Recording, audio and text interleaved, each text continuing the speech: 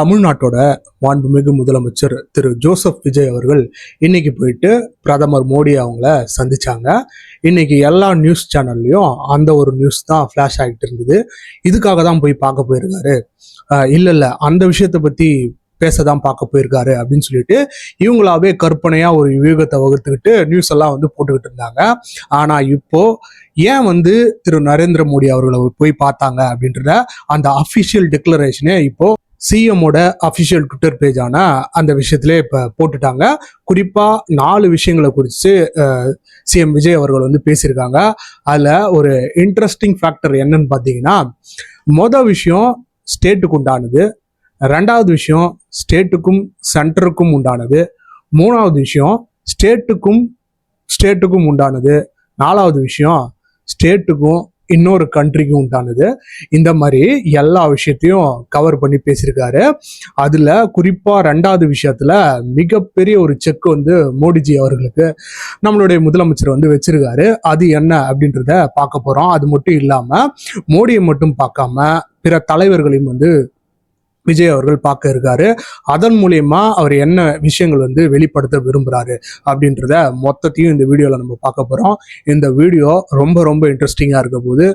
Once again welcome back to OG politics.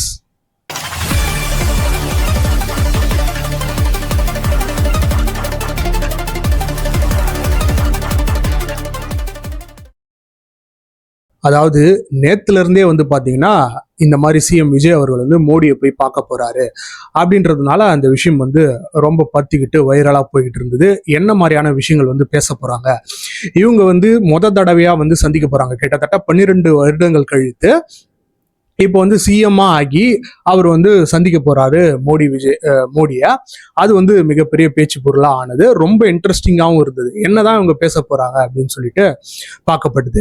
இந்த நிலையில பல்வேறு வியூகங்கள், அவங்களுக்கு உண்டான கற்பனைகள் அப்படின்னு சொல்லிக்கிட்டே இருந்தாலுமே இந்த விஷயங்களுக்காக தான் நான் பார்த்தேன், இதுதான் கிளியர் கட்டான மெசேஜ் அங்க சொல்லிட்டு வந்திருக்கேன் அப்படின்னு அவருடைய அந்த ட்விட்டர் தளத்திலே போட்டிருக்காரு. அதுல நம்ம 1 by 1 ஒரு விஷயமா அனலைஸ் பண்ணுவோம். இதுல ஃபர்ஸ்ட் விஷயம் எது பத்தி பேசியிருக்காருன்னு பாத்தீங்கன்னா, இந்த தமிழ் தாய் வாழ்த்து இஷ்யூ தான். அதாவது தொடர்ந்து இந்த கவர்னர் பங்கேற்றுகின்ற அந்த நிகழ்ச்சிகள்லாம் தமிழ் தாய் வாழ்த்து பாத்தீங்கன்னா 3வது இடத்துல தான் பாடப்படுது. இதை குறித்து எதிர்கட்சி தலைவர்களும் ஏன் டிவிகே கூட்டணியில இருக்கிறவங்களுமே கேள்விகளை எழுப்பியிருந்தாங்க. அதை குறித்து தான் இப்போ அவங்க கொஷினை ரைஸ் பண்ணியிருக்காரு விஜய் அவர்கள். அதாவது அதில் சொல்லியிருக்காரு, இந்த மாதிரி மாநிலத்துடைய அந்த பாடல் முதலா பாடப்படாம ஏன் கடைசி இடத்துக்கு தள்ளப்படுது. இந்த நிலையில் அரசு நிகழ்ச்சிகளின் தொடக்கத்தில் மாநில வாழ்த்து பாடலை பாடுவதற்கு உள்துறை அமைச்சகத்தால் உரிய தெளிவுரையானதை வழங்குமாறு மாண்புமிகு தமிழ்நாடு முதலமைச்சர் அவர்கள் கேட்டுக்கொண்டுள்ளார் அப்படின்னு சொல்லுது. ஏன் இந்த மாதிரி நீங்க இந்த 3வது இடத்துக்கு தள்ளுறீங்க? தேசிய கீதம் ஃபர்ஸ்ட் பாடினாலும் அட்லீஸ்ட் 2nd இடத்துலயாச்சும் இந்த இது வரணுமே. வந்தே மாதரம் பாடலுக்கு அப்புறம் ஏன் இந்த மாதிரி இந்த பாடல் வருது அப்படின்னு சொல்லிட்டு கேட்டிருக்காரு. இதுல ஒரு விஷயம் நமக்கு தெளிவா புரிய வருது. என்னன்னா, இங்க இருக்கக்கூடிய இந்த ப்ரெஷர், டெல்லி வரைக்கும் போனீங்களே, ஏன் இந்த மாதிரியான இந்த ஒரு விஷயத்த நீங்க பேசல, அப்ப உங்களுக்கு பயமா அப்படின்னு சொல்லிட்டு இங்க கூடிய எதிர்கட்சிகளும் கூட்டணி கட்சிகளுமே கேட்கறதுக்கு ஒரு சூழ்நிலை பிற்காலத்துல வரலாம். அதுக்காக புரிஞ்சுக்கிட்டு தான் இவர் பாத்தீங்கன்னா அந்த மாதிரி கேட்டிருக்காரு. இப்ப இவர் கேட்டுட்டாரு. இதை உடனே மத்திய அரசு செஞ்சிருவாங்களா அப்படின்னா கண்டிப்பா கிடையாது. அவங்க தொடர்ந்து இந்த மாதிரி விஷயங்களை தான் பண்ணிக்கிட்டு தான் இருப்பாங்க. ஸோ சிஎம்மோட பவர்ஸ் என்ன, சென்ட்ரல் கவர்மெண்ட் நடத்துகின்ற அந்த நிகழ்ச்சியில எப்படி அவங்க இப்ப அரசாணையாவே ஒரு ரூலாவே கொண்டு வந்திருக்காங்க, அதை எப்படி தடுக்க முடியும் அப்படின்ற இங்க பல்வேறு கொஸ்டின்கள் வருது.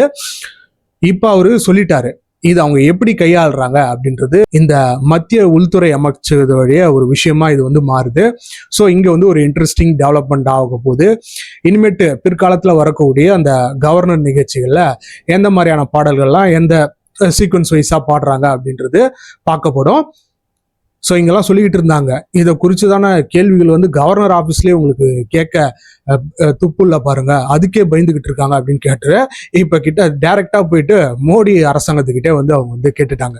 இப்போ 2வது பாயிண்ட்டுக்கு வருவோம். அதுல அவங்க என்ன சொல்லியிருக்காங்கன்னா, மேம்பட்ட நடுத்தர போர் விமானம் AMCA வடிவமைப்பு மற்றும் மேம்பாட்டு மையம் மற்றும் வான்வழி அமைப்பு மையம் CAPS ஆகியவற்றை தமிழ்நாட்டில் அமைப்பது குறித்து கடந்த சில ஆண்டுகளாக பாதுகாப்பு ஆராய்ச்சி மற்றும் மேம்பாடு நிறுவனத்துடன் DRDO ஆலோசனை நடத்தப்பட்டு வருகின்ற நிலையில் வான்வழி பாதுகாப்பு மையத்தினை தமிழ்நாட்டில் வழங்குமாறு மாண்புமிகு தமிழ்நாட்டு முதலமைச்சர் அவர்கள் கேட்டுக்கொண்டுள்ளார் அப்படின்னு சொல்லியிருக்காங்க.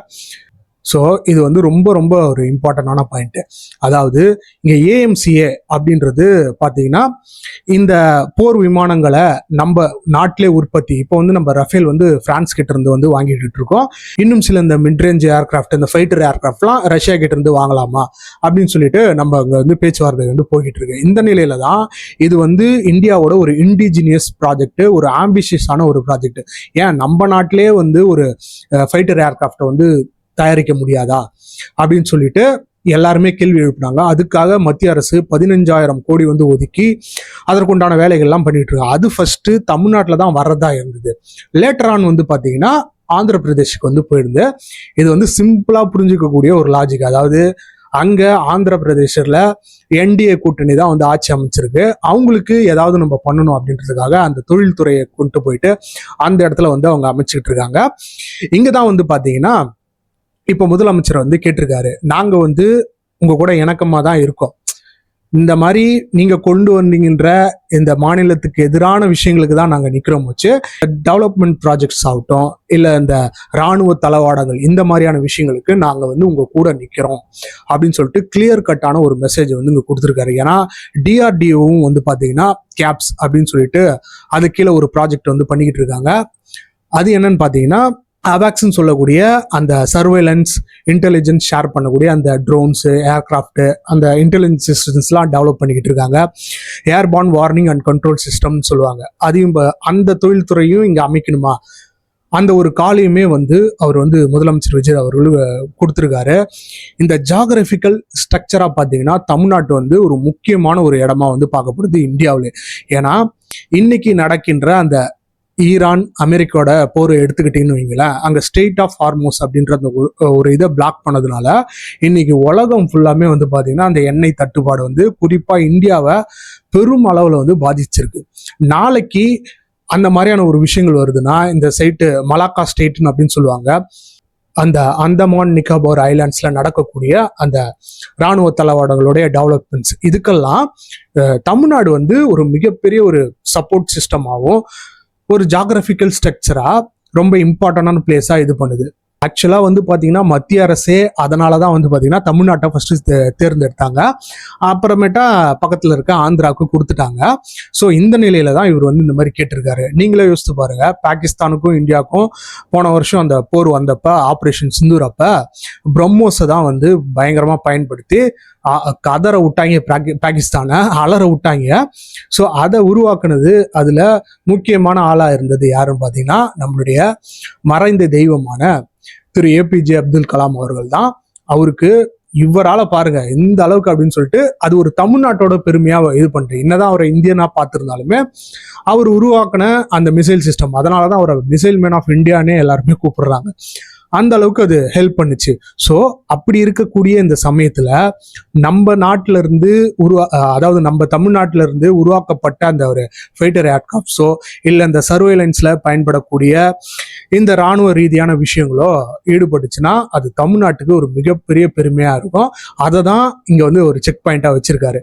இதுல அவர் வச்ச ஒரு மிகப்பெரிய செக் அப்படின்னு என்னன்னு பாத்தீங்கன்னா, அதாவது இப்ப வந்து இவர் கேட்டுட்டாருன்னு வைங்களேன், இவர் கேட்டுட்டு இந்த பக்கம் வரலன்னு வைங்களேன், இந்த ப்ராஜெக்ட்ஸ் எல்லாம் இங்க வரலன்னா வருகின்ற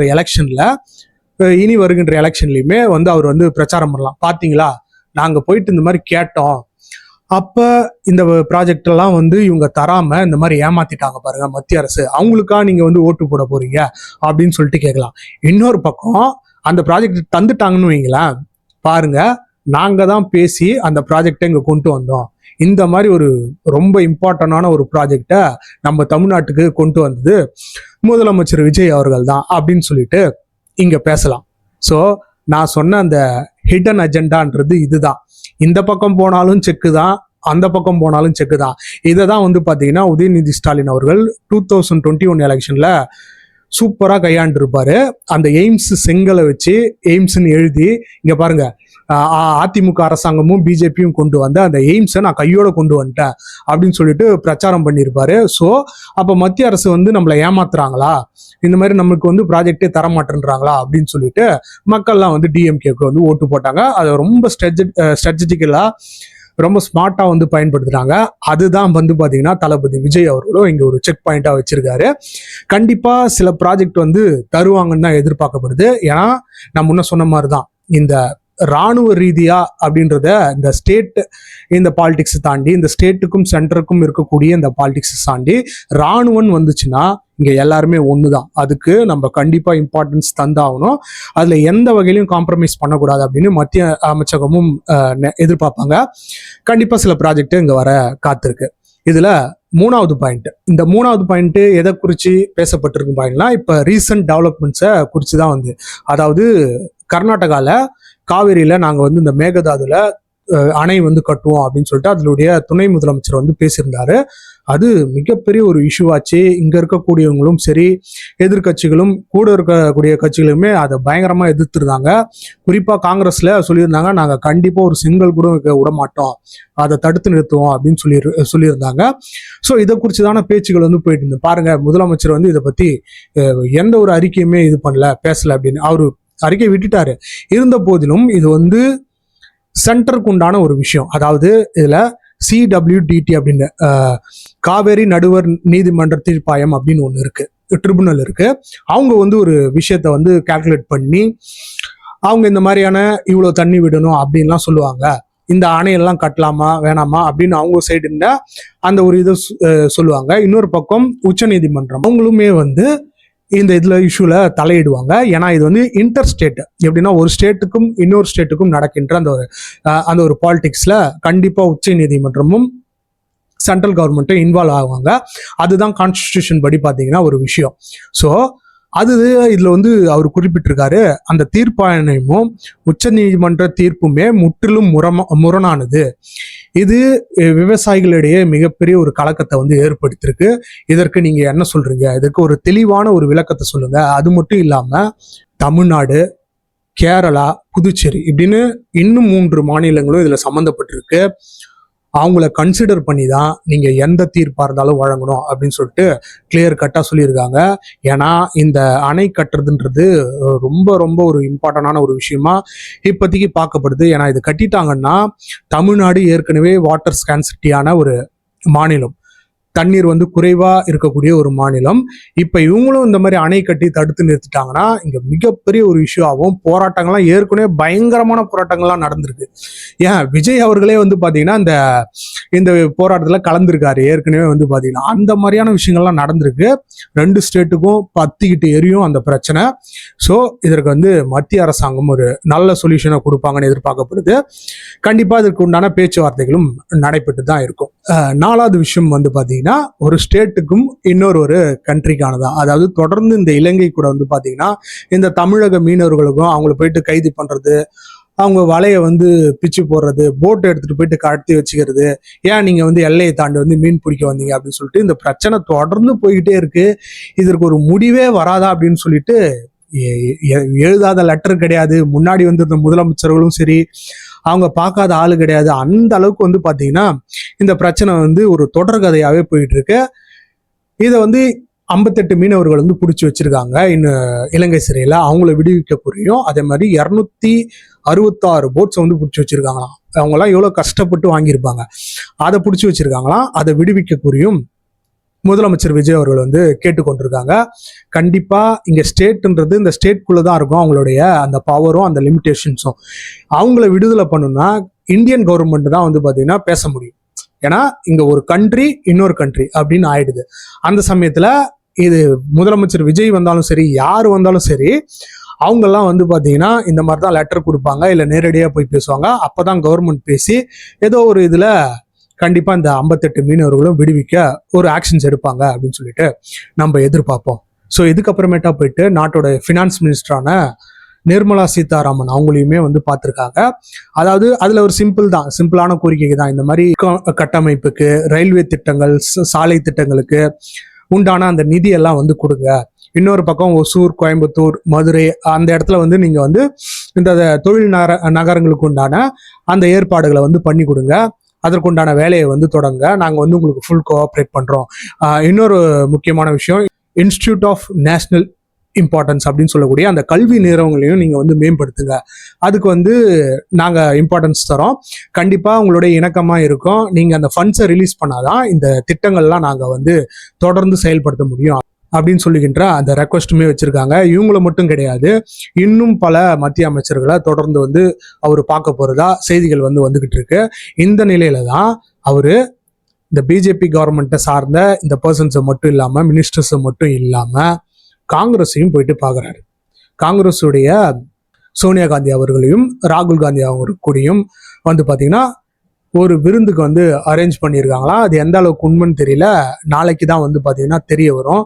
இதன் மூலியமா அவர் சொல்லுகின்ற ஒரு மெசேஜ் என்னன்னு பார்த்தீங்கன்னா, நான் வந்து மத்திய அரசோட இணக்கமா இருக்கேன், கண்டிப்பா இந்த மாநிலத்துக்கு உண்டான நிதியை அவங்க தான் தந்தாகணும், ப்ராஜெக்ட்ஸ்லாம் அவங்க தான் வந்து அசைன் பண்ணணும், இந்த இடத்துல நான் வந்து தரேன், அவங்களுக்கு உண்டான இம்பார்ட்டன்ஸை தரேன், அவங்களுக்கு கோஆப்ரேஷன் வந்து நான் தரேன். அதே சமயத்தில் இந்த சைடு நான் காங்கிரஸோட கூட்டணியில் இருக்கேன், அவங்களுடைய ஐடியாலஜியில் ரொம்ப ஸ்ட்ராங்காக நிற்கிறேன். வருகின்ற மற்ற எலெக்ஷன்லையும் 2029 எலெக்ஷன்லையும் சரி, லோக்கல் பாடி எலெக்ஷன் மற்ற எலெக்ஷன்லையும் அவங்க கூட தான் ஸ்ட்ராங்காக நிற்கிறேன் அப்படின்ற அந்த ஒரு மெசேஜையுமே இதன் மூலயமா அவர் வந்து சொல்ல வராரு.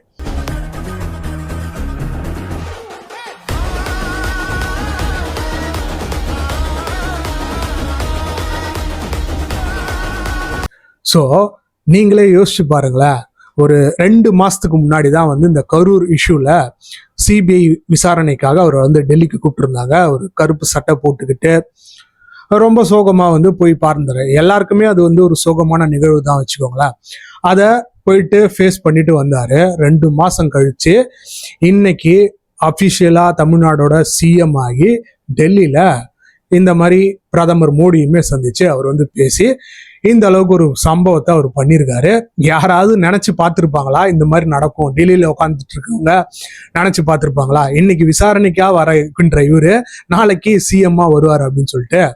இதுதான் அவர் படத்துல அவர் சொல்லியிருந்தது, வாழ்க்கை ஒரு வட்டம், இங்க தோக்குறவன் ஜெயிப்பான், ஜெயிக்கிறவன் தோப்பான் அப்படின்னு சொல்லி கொண்டு நம்ம இந்த வீடியோவை முடிச்சுக்கிறோம். இன்னொரு முக்கியமான விஷயம், இந்த மாதிரி அருண் ஐபிஎஸ் அவர்களை வந்து இந்த மாதிரி டைரக்டர் ஆஃப் விஜிலண்ட்டுக்கு வந்து போட்டிருக்காங்களே, விஜிலண்ட் அண்ட் ஆன்டி கரப்ஷனுக்கு வந்து போட்டிருக்காங்க அப்படின்னு சொல்லிட்டு பல்வேறு விஷயங்கள் வந்து அதை சுற்றி வந்துகிட்டு இருக்கு. ஏன் வந்து அவரே வந்து நியமிச்சிருக்காங்க, அவரு எலெக்ஷன் அப்ப அந்த டிவிகேக்கு பயங்கரமான தொல்லைகள் கொடுத்தவராச்சு அப்படின்னு சொல்லிட்டு நிறைய பேர் இங்க வந்து பேசிக்கிட்டு இருக்காங்க. அதுலயுமே சில ஹிடனான விஷயங்கள் இருக்கு. அதை சுத்தி நடக்கக்கூடிய அந்த சுவாரஸ்யமான நிகழ்வுகள் என்ன அப்படின்றத நம்ம அடுத்த வீடியோல வந்து பார்ப்போம். ஸோ மறக்காம நம்மளுடைய சேனலை சப்ஸ்கிரைப் பண்ணிக்கோங்க.